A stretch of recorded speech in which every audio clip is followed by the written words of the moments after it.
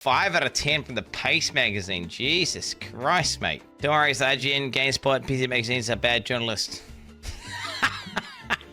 I will. Do you know what? I'm not going to disagree that I feel like IGN is full.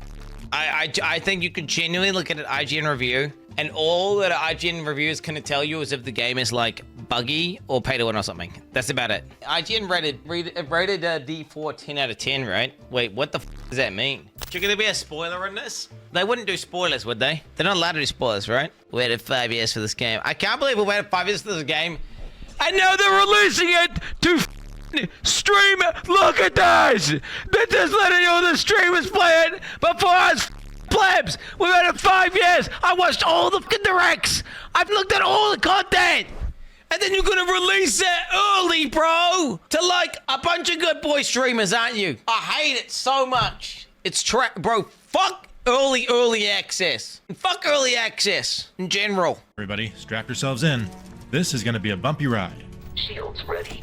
I feel like I'm the kind of person Starfield was made for. I loved Bethesda's Quinn, last single-player how about RPG, playing Fallout League? 4, maybe a bit too much. There's nothing I like more than a sci-fi universe with spaceships, lasers, and political intrigue flying every which way. You have my agreement. And yet, a dozen hours in, I was feeling lost in space. Things never went too far off course while I was flying my rinky-dink little ship around, chasing down mysterious artifacts and war criminals with a damn fine crew of companions at my side. But man, did Starfield make me work hard to get through that opening stretch. You know, most Dusties don't even make it this far. Even when it mostly righted the ship and I was loving the story, side quests, and launching boarding parties on enemy ships, there were still too many problems that constantly popped up, forcing me to curb my excitement. It's a bit like Starfield's own elaborate shipbuilder tool. Even though you can slap together a bunch of high-end parts and it will technically fly, sometimes it's just not the best fit.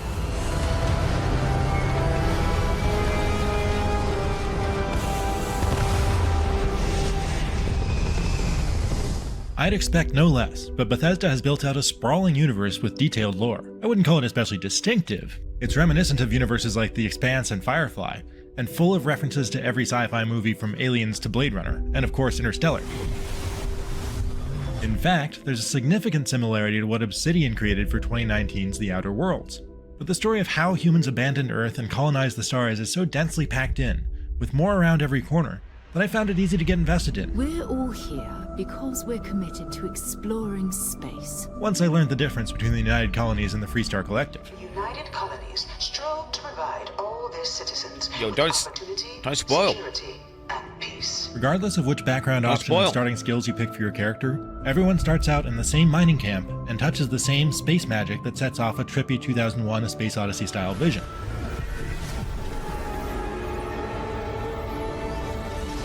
But after that, Starfield is an immense game that will send you off in all kinds of different directions once it hands you the keys to your first spaceship. It's to the point where talking to others who have played alongside me has left us all bewildered. Wait, what do you mean you don't know who the Vanguard are? Wow, you didn't unlock that until level 20? You met who in a bar? Your new best friend on Neon. You can easily fall. What the fuck? Wait, what the fuck? Wait, was that, what the fuck? Well, don't tell me, wait, was that in-game voice acting? Because that was the most trash voice acting ever? Or was that like him pretending to talk to his friends? That was what the fuck did I just, dude, holy shit, these motherfuckers acting so much like NPCs. I thought it was the NPCs in the video game, and they made me think the video game was bad because then the NPC's dialogue was so fucking bad, dude. Holy shit. Fall down all sorts of wormholes into extended chains of missions that take you on adventures that rival Skyrim's in scope. Even after about 70 hours, there are major quest lines I haven't even touched, and others I've left unfinished. I'm eager to go back and pick those up now that I've completed the main story. You know there's more to come. In typical Bethesda fashion, that main quest itself isn't terribly flexible in how you can resolve the situations it thrusts you into. Your options here are, for the most part, about picking whether you want to be a Boy Scout for whom a good deed is its own reward, a wisecracking mercenary who asks to be rewarded after doing a good deed, or an all-business mercenary who demands to be paid up front to do said good deed. I'll say right up front that if you're looking to get rich, this ain't. I'm gonna be honest, these graphics looks fucking trash, dog. Yo, I'm gonna say it, guys. Whenever these fucking NPC ass motherfuckers talking, bro, these graphics just look fucking dog shit trash. It looks like some shit from like 5 years ago. It reminds me of a 5-year-old game. The line of work for you. There are a few life and death choices, and there's a decision at the end about which philosophy to embrace before heading into the final battle. But most of it is going to play out the same way because, no matter what, your goal is to solve the mystery of those artifacts. But graphics aren't everything. I mean, to be clear here, just want to reiterate, graphics do not, okay, the vibe of a game could be on. All right, the vibe of the game. I mean, yeah, they may look uncanny, fucking weird, freak-looking dudes whenever they talk, but, you know, like, hey, it's not all about graphics. To solve the mystery of those artifacts alongside your secret society of explorers known as Constellation. I won't say much about where the plot goes because it's way too easy to spoil, but I did enjoy the way it probes its biggest concept in distinctive ways, and there's plenty of well-written discussion about what it all means. Get out of here, Dusty. You're on to bigger things. It's in the side quests that you really get to act out your character's morals and choose to resolve conflicts peacefully or just by killing and robbing innocent people. There's a storyline that felt very Boys from Brazil inspired, as well as numerous related quests about hunting down war criminals that pose ethical quandaries to reconcile. If it dealt death, he can make it deal more. What the fuck? You can even join What the fuck, dude? up with style. I'm sorry, dude. As well as Look at this guy talking, bro. Look at this motherfucker talking. numerous related quests about hunting down war criminals that pose ethical quandaries to reconcile. Wait. Dealt death. Wait, can I... Hey, he's like a fucking... Is this a vampire, bro? Wait, what is this guy? Yeah, you know the dead there. Yeah. Is this the Xbox version? It probably is, dude, right? Yeah. He can make it deal more. You can even join up with the Crimson Fleet pirates and dive into a life of smuggling and general space crime. It seems like it would take hundreds of hours to explore them all, and there sure are a lot of options. I wouldn't say I've encountered anything just yet that's as spectacular as destroying Megaton in Fallout 3, but Starfield has its moments. There's no shortage of interesting companion characters to hang out with throughout all this. There's definitely a focus on Sarah, the virtuous leader of Constellation. Don't think we can't find another way to get what we want. And Sam, an angsty former lawman with a young daughter who he's always worried will see him as less than perfect. However, I was richly rewarded by taking the eccentric scientist Barrett along with me on some missions, You're part of this now. and I suspect the others hold a few surprises up their sleeves as well. But you can only take one with you at a time, so I have more exploration Can you have sex with him, though? Okay, and does she turn into a bear? All right, that's all I want to know. to do here as well. We waste time. We should complete our mission and then we can talk. It helps that Bethesda has certainly upped its facial animation game for Starfield. Sure, it's nowhere near as lifelike as motion captured performances we've seen in The Last of Us and God of War, but generally, it's expressive enough that it can do justice to the— That's the thing, right? I play God of War, and then you like compare that shit to this, and it's like, bro, like holy shit. You're not even like, dude, that's not even close. Dude, it like seamlessly cuts out from like Thor just being like, he's like, you fucking bitch.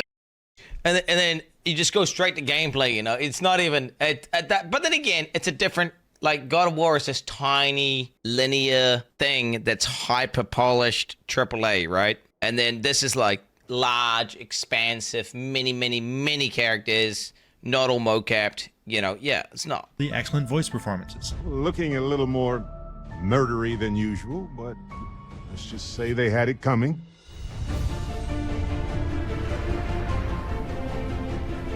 Starfield's problems, though, are glaring. I have to say that the early hours are pretty rough going, and there was a while there when I was wondering if the stars would ever align, so this review is going to go through that rough patch too. But bear with me, just like Starfield itself, it does get better by the end. That's why I keep him around. Good pep talks. Here's the biggest fundamental problem. See this vast map of stars? It feels extremely small when each of its hundreds of explorable planets is separated by little more than a loading screen. It didn't take long for me to realize that takeoff and landing animations are barely interactive cutscenes. They can often be bypassed by just going to the map screen and jumping to another planet without even setting foot on a ship. It's impossible not to compare Starfield's disjointed space travel to the seamlessness of No Man's Sky. And it's a bit of a letdown. Bro, I'm gonna be honest. To see that's right there, that's like a whole, that feeling of weight, and like I would describe this as the difference between classic WoW and retail WoW. It's the difference between classic WoW and retail WoW. In classic WoW, the world felt massive, even though there was far less fucking space. Right, there's far less space, but to get there, you had to take flying mounts. You had to fucking run. And you had to, you had to go from, and you could literally run from the bottom to the top, all that shit. It would, it took time. You would like go get it, you put your guy on a flying mount, and you're on that flying mount for 4.5, 5 minutes. You like fucking go AFK, come back, and you're like still flying, and you're like looking down, you're like, oh shit, those are the mountains with the Boomkin guys. Classic. And you're like, it feels like you're in a space. And then Retail WoW kind of killed that by giving everyone like, bro, instant teleports everywhere, insanely fast fly. Like, and basically, Retail WoW killed that feeling of like place, I guess. Which I don't know. It's kind of a massive trade-off. I mean, there's going to be advantages to having load screens, obviously, from performative, to allow people the performance to be better, and I'm sure there's advantages to it. On every single time. The next nuisance that irritated me no matter where I roamed is the fact that there are no actual maps, mini or otherwise. This screen is just not helpful at all. I spent way too much time searching for basic things like vendors to sell my loot to while I tried to memorize the layout of multiple settlements. And I expect most people will just look up community-made maps like the ones that IGN's guide team is working on anyway. Also, like Bethesda's previous RPGs, Starfield's playtime is roughly 30% inventory management, and yet it's shockingly bad at that task. You'll constantly need to transfer loot between your inventory and your companions or to and from your ship's cargo hold, but maddeningly you can't view both at the same time like you can in Fallout 4 and Skyrim. Modders, if you're listening, please help. Those problems never got better during my playthrough. I just learned to live with them. The hump that I did work my way over, though, is that Starfield doesn't tell you enough about how its huge collection of systems work, and it trickles out the cool stuff too slowly. Out of the gate, you can't mod your... But you know what? What he just said there, modders, please help. I wonder, maybe there is a benefit to waiting to play Starfield, Chad. Just looking, like right now, just listening to like what he's saying, maybe there is actually a benefit to waiting. I mean, there definitely is a benefit. But, if inventory management is complete dog shit trash and it's just fucking super annoying and like, a lot of these things like the shipbuilding and stuff is super janky and all this, maybe you wait till mods that come out to help with inventory management. Maybe you wait till mods come out that allow you, give you like quick snapping for like creating ships and stuff and all that. I don't know. Maybe you just wait until the mods and then you do your first experience with all the mods. You get a mod that like makes it so all the fucking people's faces don't look completely fucked. The hump that I did work my way over, though, is that Starfield doesn't tell you enough about how its huge collection of systems work, and it trickles out the cool stuff too slowly. Out of the gate, you can't mod your equipment, you can't use your essential boost pack, and you can barely use stealth or board enemy ships at all. You can build outposts that are a lot like Fallout 4's settlements, but it doesn't tell you that you probably shouldn't bother with them early on because you don't need huge quantities of a single resource until way later. Speaking of, storage space on the... Okay, stop spoiling, bro. Stop spoiling, bro. This fucking spoiler Andy. On top of that, I don't think it's necessarily... I don't think... If you overwhelm people with a bunch of complicated systems immediately, I feel like that can be a bad thing. I feel like you do kind of want to ease people into systems. Like every couple of hours of gameplay, a new system. A new system. That's the best way. But if you go in and it's just like... 500 systems, bang! And it's not... Because I felt like, what was it? Was it Hades? Hades was like, you would do a playthrough, and then you do another playthrough, and then you get a new thing, and it would completely change the way you do stuff. And then you do a playthrough, and you get a new thing, completely change the way you do stuff. Was it Darkest Dungeon am I thinking of, maybe? A few games do that, where they introduce new systems as you go. That change the way you play the game. And that's why I like it. But not too many systems at the same time, because then it's just like... So I'm actually okay with them slowly introducing systems. The first tier of ships is obnoxiously small for the amount of loot and resources you gather. I resorted to silly workarounds like throwing stuff on the floor of my ship like a space hoarder. What can I help you with? Eventually though, all that stuff gets resolved through upgrades and learning the ropes. It's also worth noting that the worlds you explore are generally visually different with varying gravity, but they're barren and lifeless aside from the crafted areas you visit in quests. I mean, yeah, you'd expect that from planets that are mostly untouched by intelligent beings, but that doesn't make them a lot more fun to run around. Outside Bro, no vehicles, man? Holy shit, that's crazy, dude. Just running around, like, what? of a handful of randomly generated outposts full of enemies to raid, all there is to do is scan trees and rocks or zap them with a mining laser. We just love rocks. Or sometimes scan and maybe shoot alien wildlife. It's a far cry from Bethesda's previous games, where you could barely swing a dead mud crab without hitting something cool. And it took a while for me to learn that I could largely just ignore this stuff. There's one part of the main quest that's pretty repetitive too. You're sent to investigate a series of ancient structures, and it's annoying that what you do inside of each one is completely identical. The rewards are different and enticing enough for me to want to chase them all down at least. But after the first few, I couldn't help but wish that Bethesda's designers had taken some inspiration from Breath of the Wild when it came to creating different puzzles for each one. Jesus.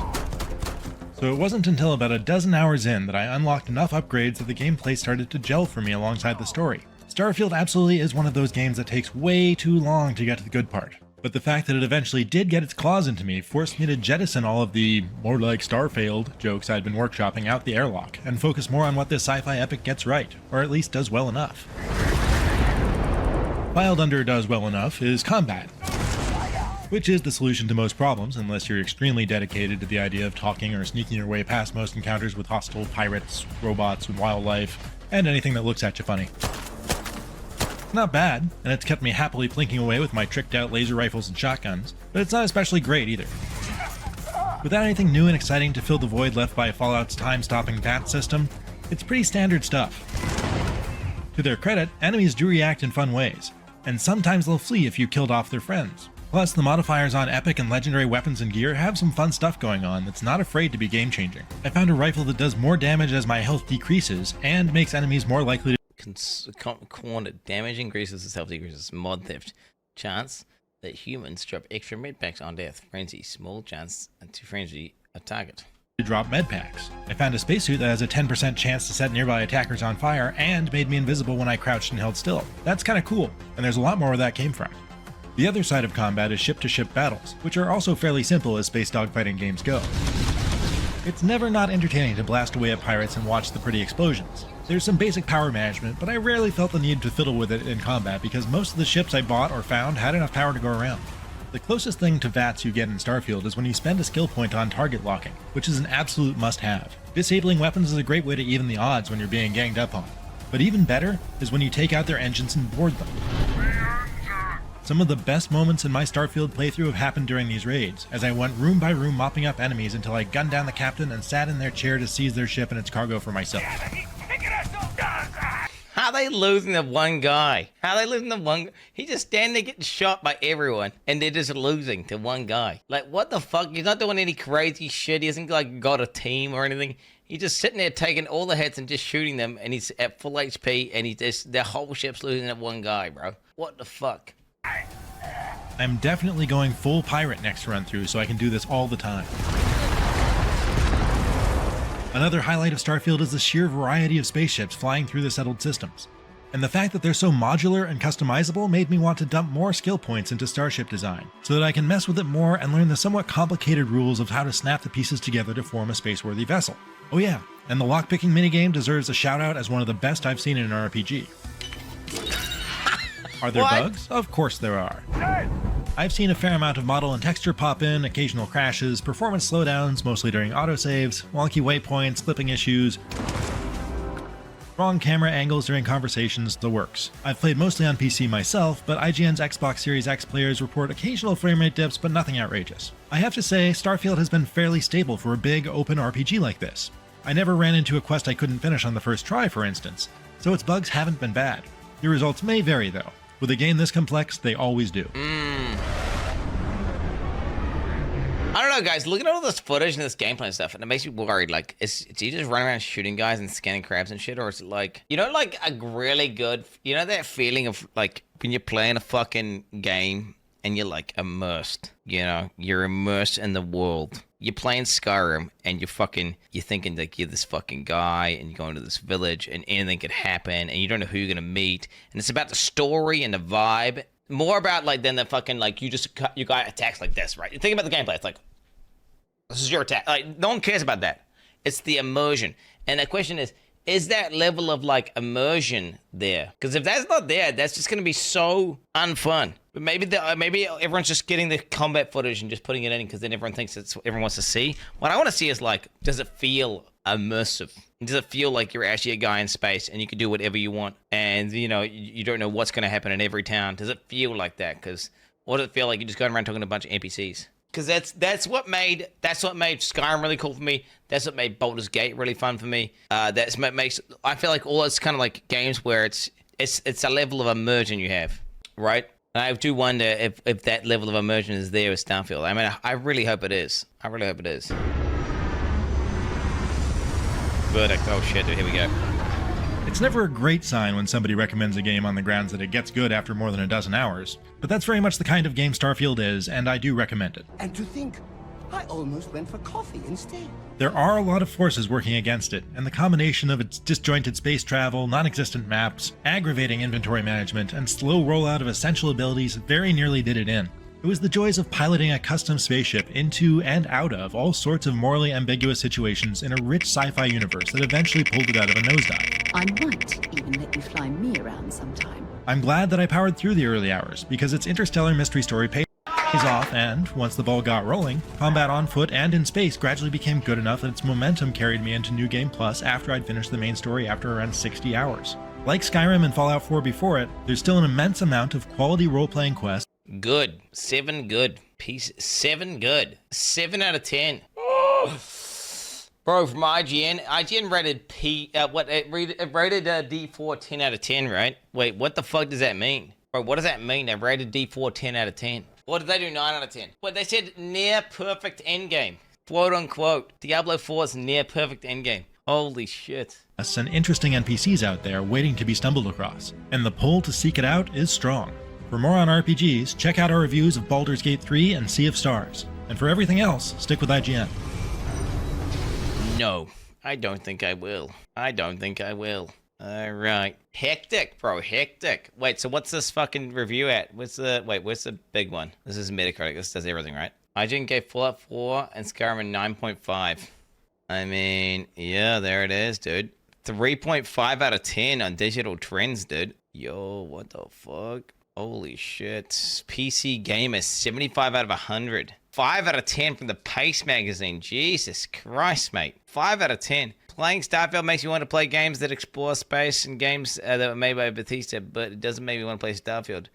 Gives me, it tries to go with the universe, but it's so weighed down by our own ambitions and fundamental lack of inspiration that it can't even get into orbit. Jesus Christ. Holy shit. Saudi Gamer, bro. 7 out of 10. A lot of 9 out of 10s, though. A lot of 9 out of 10s. Seeing a lot of 9 out of 10s here. Interesting, dude. Gamer ranks. Red Annie's are pissed. Starfield. Mega thread. Wait, why are they pissed? Windows Central. 4.5 out of 5. That's lots of 11, so 4.5 out of 10 like WTF. Wait, Windows Central? What's he on about? 4.5 out of 5. Okay. Why are they mad? No one's mad here. No one's mad here, chat.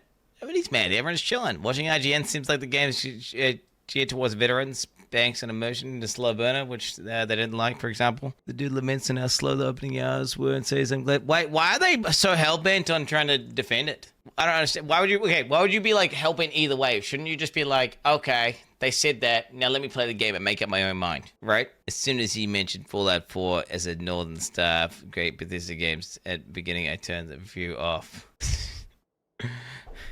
Yeah, I guess they kind of pissed off.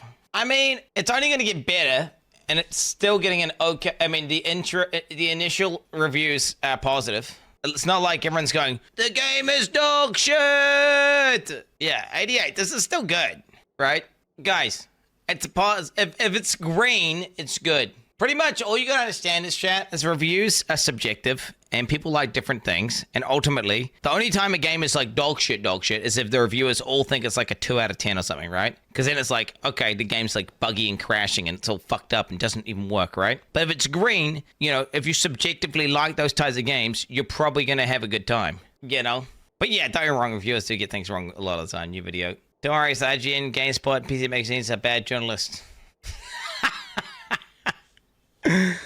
I've been reading this stuff for a long time, and they give bad advice and bad reviews all the time. I absolutely disagree with. My opinion is they're more about clickbait headlines and personal grievances and preferences than about giving actual rating video games. I'm sure Starfield will be great. I didn't give Cyberpunk a 9 out of 10 release, but decided to give Death Stranding a 6.8. They also gave Deathloop a 10 out of 10. Jesus. Yeah, to be honest, I will. Do you know what? I'm not going to disagree that I feel like IGN is full of shit. I think IGN is full of shit. I think you could genuinely look at an IGN review, and all that IGN reviews can tell you is if the game is like buggy or pay to win or something. That's about it. Outside of that, they couldn't tell you, like, they could have like the best game ever in front of you. It could be like they could have Terraria. Imagine if you gave them Terraria, right, in a void where they didn't know anything about, like, they're not allowed to have access to the internet, right? They're not allowed to access the internet. They're not allowed to see what other people reviewed it as. It's just they gave an IGN guy Terraria and they said review this game. They kind of probably get Terraria like a 2 out of 10. Straight up. But then, yeah, whatever, another thing, Starfield failed. Okay, dude. I mean, this is hypothetical. I mean, that's what I imagine, though. That's the way I imagine they would rate it. Like, if everyone, they want to say what everyone wants to hear, basically. Because he is God damn game.